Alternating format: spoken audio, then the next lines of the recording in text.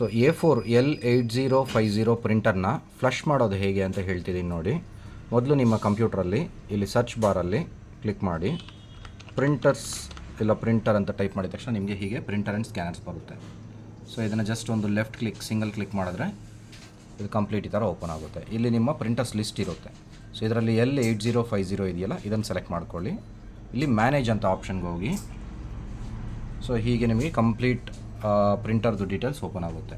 ಇಲ್ಲಿ printing preferences, printer properties ಇವೆಲ್ಲ ಇದೆಯಲ್ಲ, ಪ್ರಿಂಟಿಂಗ್ ಪ್ರಿಫರೆನ್ಸಸ್ ಓಪನ್ ಮಾಡ್ಕೊಳ್ಳಿ. ಸೊ ಇಲ್ಲಿ ಮೇಂಟೆನೆನ್ಸ್ ಅಂತ ಇರುತ್ತೆ. ಇಲ್ಲಿ ಬಂದಮೇಲೆ power cleaning, print head alignment ಇವೆಲ್ಲ ಇರುತ್ತೆ.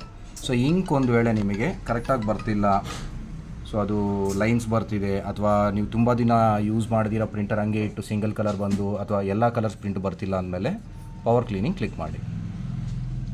ಸೊ ಇಲ್ಲಿ next, so there is enough ink. So ink check ಮಾಡ್ಕೋಬೇಕು ನೀವು ಟ್ಯಾಂಕ್ಸಲ್ಲಿ.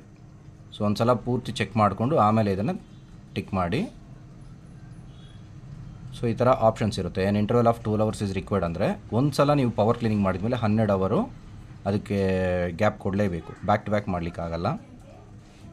ಮತ್ತು maintenance box replacement may be required. So ಈ ಥರ ಆಪ್ಷನ್ಸ್ ಇರುತ್ತೆ. ಸೊ ಈ ಆಪ್ಷನ್ಸು ನೋಡಿ ಸೆಲೆಕ್ಟ್ ಮಾಡಿಕೊಂಡು ಇಂಕ್ ಇದೆ ಅಂದಮೇಲೆ ನೆಕ್ಸ್ಟು.